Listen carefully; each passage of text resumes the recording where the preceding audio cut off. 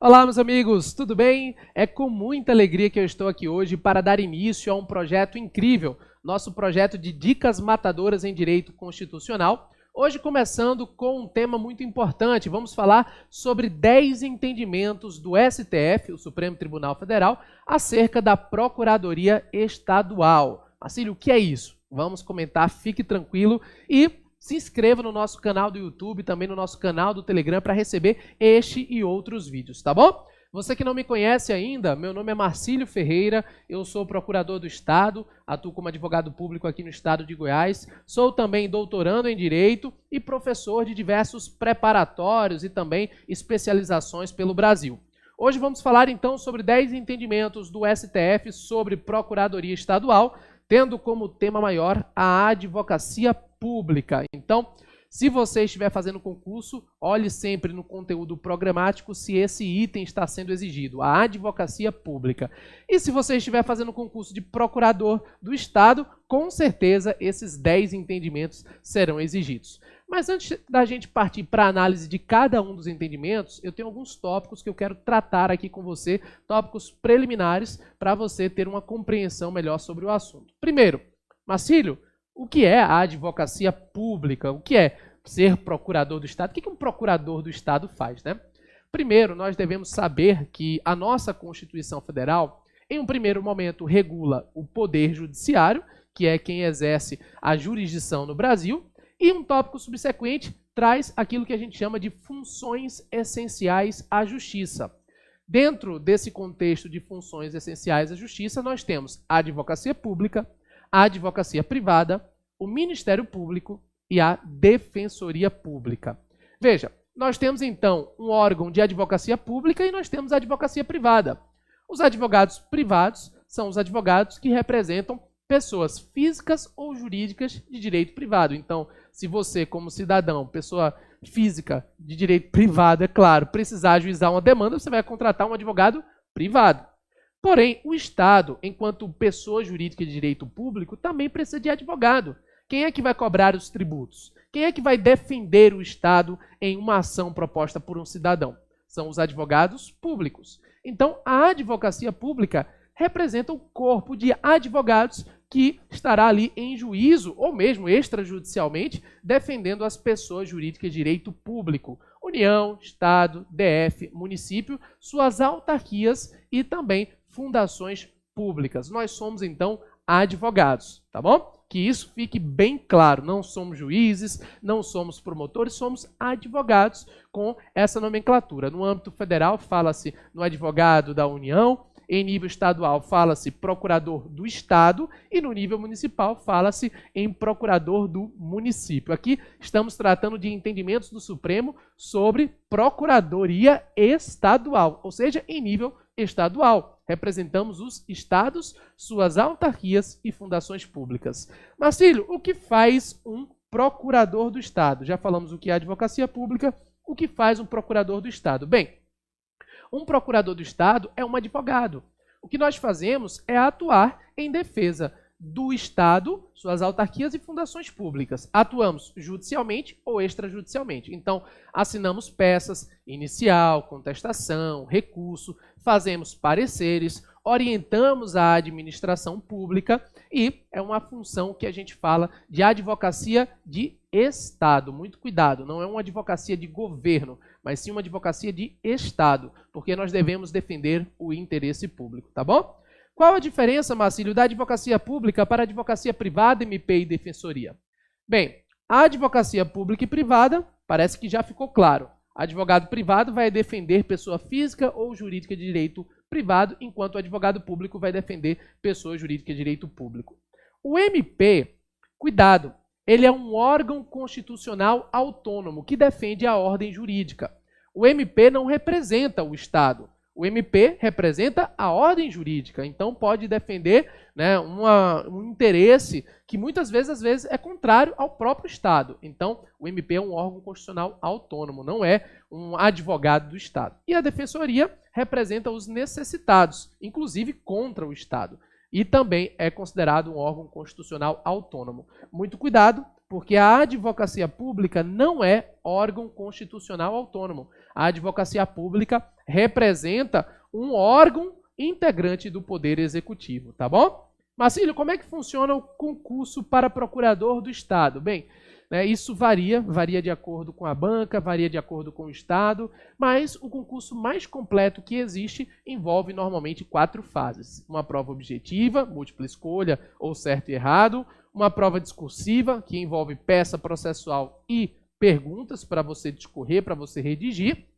Também uma prova oral, existem concursos que não exigem prova oral, existem outros que exigem, então varia de acordo com a banca, varia de acordo com o Estado. E por fim, nós temos também a prova de títulos, que normalmente é apenas classificatória, tá? O artigo 132 da Constituição exige prova e títulos, tá bom? Então, o concurso público é um concurso que tem uma certa exigência, demanda estudo, demanda profundidade no que você sabe aí a respeito do direito, especialmente direito público. Tranquilo? Vamos então para os 10 entendimentos do STF acerca então da advocacia pública em nível estadual, procuradoria estadual. O outro você vai ver que também tem um link com a advocacia pública municipal ou federal, mas vamos seguir aqui firme com esse foco de procuradoria estadual. Primeiro entendimento, muito recente do Supremo e muito polêmico. Cuidado!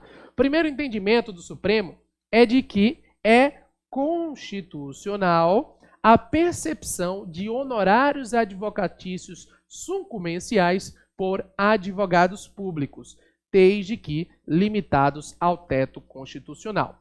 Houve uma grande polêmica por conta disso. Para quem não sabe, honorários advocatícios sucumbenciais são aqueles fixados pelo juiz em sentença. Então, o juiz, ao julgar um caso, ele fixa honorários advocatícios para o advogado de uma das partes, normalmente aquela parte vitoriosa.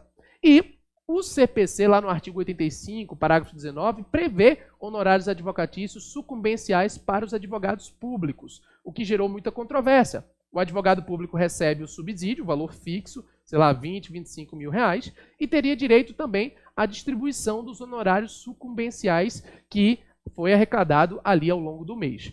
É claro que isso gerou uma forte polêmica, ingressaram então com uma medida no Supremo Tribunal Federal, uma ADI, impugnando isso, e o Supremo disse que sim, é constitucional a percepção desses honorários. Então, um procurador do Estado vai receber os seus subsídios, aquele valor fixo, que está lá definido, e vai receber também os honorários advocatícios sucumbenciais. Só que esse entendimento deixou um ponto expresso muito relevante. Ele disse que, embora seja possível receber, de fato, o subsídio mais os honorários, o total não deve ultrapassar o famoso teto constitucional.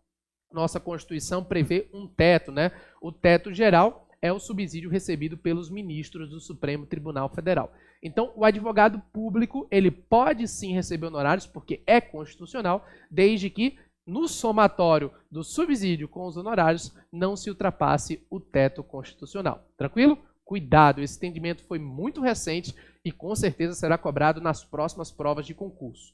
Próximo entendimento aqui, lei estadual que cria procuradoria autárquica, muito polêmico isso aqui, mas foi julgado pelo Supremo, paralela à PGE, é inconstitucional por violação ao princípio da unicidade do artigo 132 da Constituição Federal. Polêmico, muita gente a favor, muita gente contra, mas esse foi o entendimento do Supremo. Marcílio, explica isso direito. Bem, no modelo da AGU, modelo federal, nós temos a AGU representando a União, mas existem outros órgãos paralelos que estão ali. Na verdade, eles integram a AGU, mas tem uma estrutura própria. Assim é a PGFN, que executa as dívidas tributárias. Assim é a PGF, que representa autarquias e fundações públicas em nível federal. Então, existem estruturas além de uma apenas. Não é apenas uma estrutura, existem subestruturas. No âmbito estadual, no entanto, o artigo 142 da Constituição não permite isso, segundo o Supremo. O Supremo disse que esse artigo 132 prevê um princípio, que é o princípio da unicidade, significando dizer que o Estado, assim como suas autarquias e fundações públicas, deve ser representado apenas e exclusivamente pela Procuradoria-Geral do Estado. Não seria possível, portanto, criar uma estrutura de procuradoria autárquica para representar autarquias, por exemplo. Então, apenas a PGE deve representar o Estado, suas autarquias e fundações públicas. Esse tema foi muito polemizado porque diversos estados tinham criado procuradorias autárquicas, inclusive aproveitando algumas pessoas que já ocupavam cargos na administração pública. Mas esse foi o entendimento do Supremo mais recente e com certeza será também cobrado nas próximas provas de concurso público. Então, muita atenção. Terceiro entendimento, continuando. E cuidado, porque esse terceiro entendimento é uma pequena exceção do segundo. O Supremo disse, apesar do princípio da unicidade, que as universidades estaduais podem criar e organizar procuradorias jurídicas, em virtude de sua autonomia didático-científica, administrativa, financeira e patrimonial, decorrente do artigo 207 caput da Constituição. Então, cuidado. O que foi que o Supremo disse? Ele disse que, embora a Procuradoria-Geral do Estado represente todo o Estado, as autarquias e fundações públicas, as universidades estaduais são uma exceção. Por quê? Porque as universidades possuem uma autonomia. E essa autonomia seria prejudicada se a representação fosse exclusiva da PGE. Então, as universidades estaduais, excepcionalmente, fugindo da unicidade, podem sim criar procuradorias jurídicas próprias, né, sem ser a PGE, como nós havíamos dito anteriormente. Então, é uma exceção ao princípio da unicidade que foi decorrente desse julgado, né? Nós tivemos ali algumas divergências e acabou sendo firmado esse entendimento aqui. Um outro entendimento que também excepciona essa unicidade foi aqui, né, parte do nosso quarto entendimento, em que o Supremo disse que a criação de procuradoria no poder legislativo é constitucional. O Supremo entende que procuradoria da Assembleia Legislativa é possível. Por quê? Porque o Poder Legislativo tem interesses institucionais próprios, o Poder Legislativo tem uma atividade própria que requer uma condução interna necessária. Então, é possível. E provavelmente você vai encontrar concurso para procurador da Assembleia Legislativa, além de concurso para procurador do Estado. Aqui no Estado de Goiás tem, por exemplo, concurso para procurador do Estado, né, da PGE, e procurador da ALEGO, a Assembleia Legislativa do Estado de Goiás. Existe, tá bom? Então, cuidado, porque é constitucional, sim, procuradoria no poder legislativo. Quinto entendimento, vamos lá, mais um. É inconstitucional norma estadual que autoriza ocupante de cargo em comissão o desempenho das atribuições de assessoramento jurídico no âmbito do Poder Executivo. Bem, o Supremo disse que é a PGE que tem que fazer a atuação, né, de assessoramento jurídico ao Estado, a consultoria jurídica, a representação e, portanto, cargo em comissão não deve exercer essa atividade, decorrência do 132 da Constituição. Tranquilo? Mais um, sexto entendimento. Olha aqui, cuidado. Lei estadual que atribui competência exclusiva à PGE para representar judicial e extrajudicialmente empresas públicas e sociedades de economia mista é inconstitucional. Marcelo, mas peraí, você falou que era obrigatório? Não, cuidado. Empresa pública e sociedade de economia mista são pessoas jurídicas de direito privado, embora integrem a administração pública. Tá lembrado? Nós temos a administração pública direta, com a União, Estado, DF, município, e nós temos a administração pública indireta, com autarquias, fundações públicas ou privadas, empresas públicas e sociedades de economia mista. As empresas públicas e sociedades de economia mista possuem personalidade jurídica de direito privado. Então, a competência para representá-las não pode ser exclusiva da PGE, pois isso seria uma ingerência muito grande da administração pública direta sobre uma empresa pública e sociedade de economia mista. Então, veja, a PGE representa obrigatoriamente autarquias e fundações públicas e o Estado, mas sociedade de economia mista e empresa pública não é obrigatório, tá bom? Esse é o sexto entendimento. Vamos para mais um, sétimo entendimento. lei estadual que atribui independência à PGE é inconstitucional. Aí, na movibilidade para procuradores do Estado, como decorrência dessa independência, é garantia inerente que é uma garantia inerente à independência, também é inconstitucional. Como assim, Marcílio? Veja, diferentemente do MP e da Defensoria Pública, a PGE é um órgão que integra o Poder Executivo. Nós somos parte do Poder Executivo. Nós somos vinculados ao governador do Estado, embora tenhamos independência técnica, mas nós somos vinculados dentro da estrutura do Poder Executivo ao governador. Nós fazemos parte do Poder Executivo.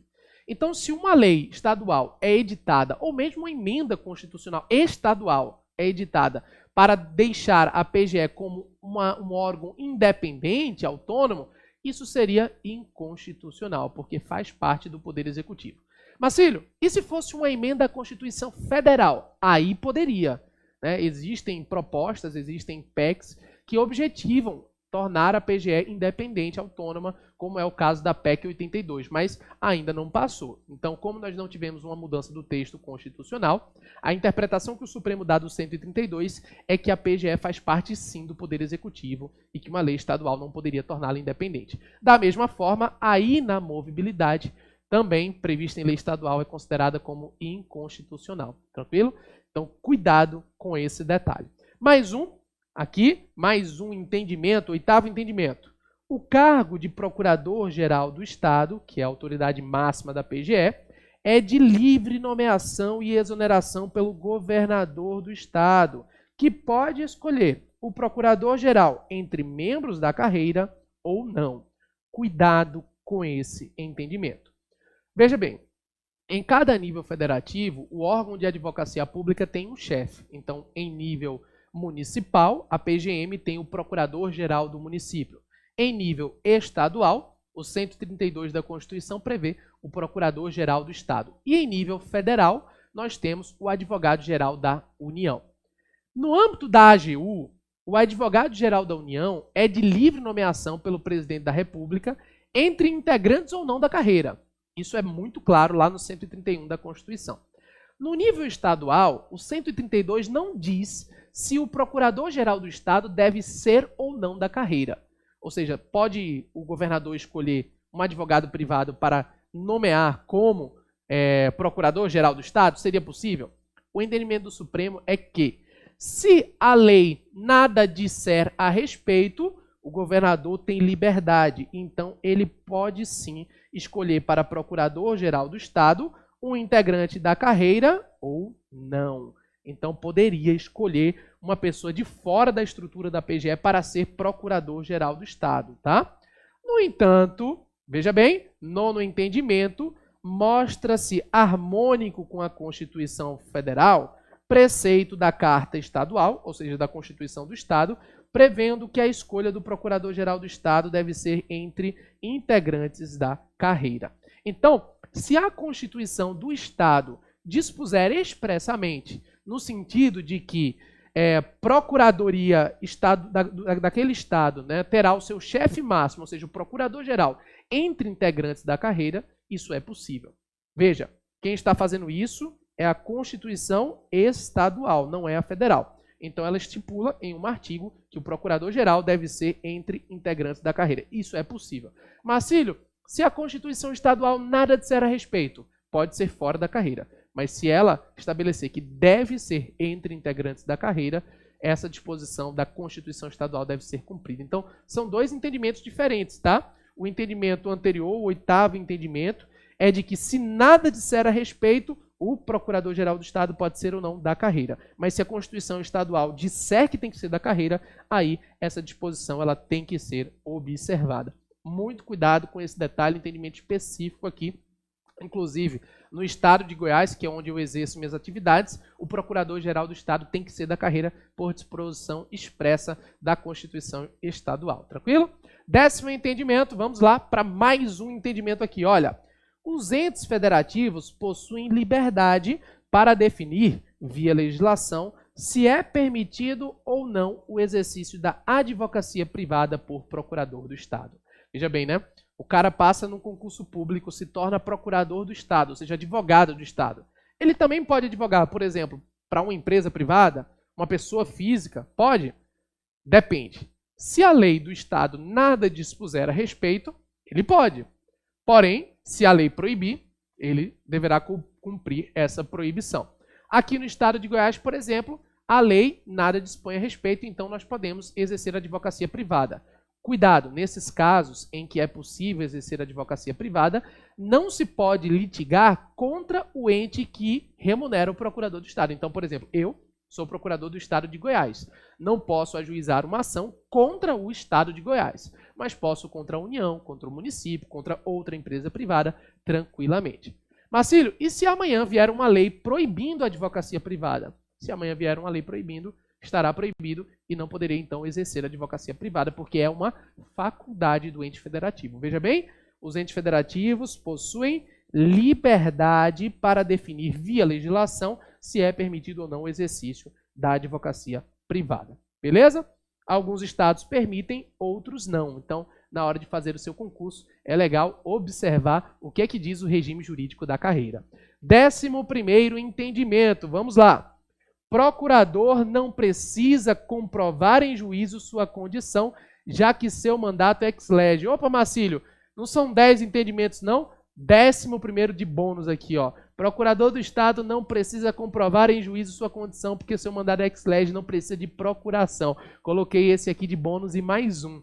Procurador do Estado não precisa colocar uma procuração nos autos, o mandato dele é ex lege. E outro entendimento relevante, é porque é um entendimento mais antigo, então coloquei aqui de bônus. Outro entendimento relevante é de que procurador do Estado não pode ter em lei estadual a previsão de porte de arma, tá? Porte de arma para procurador do Estado de forma livre, né, como acontece para outras carreiras, não é constitucional. O Supremo já decidiu que lei estadual nesse sentido é inconstitucional. Então, com esses 2 entendimentos aí de bônus para você, espero que você tenha entendido. Lembre-se sempre de fazer questões, de treinar.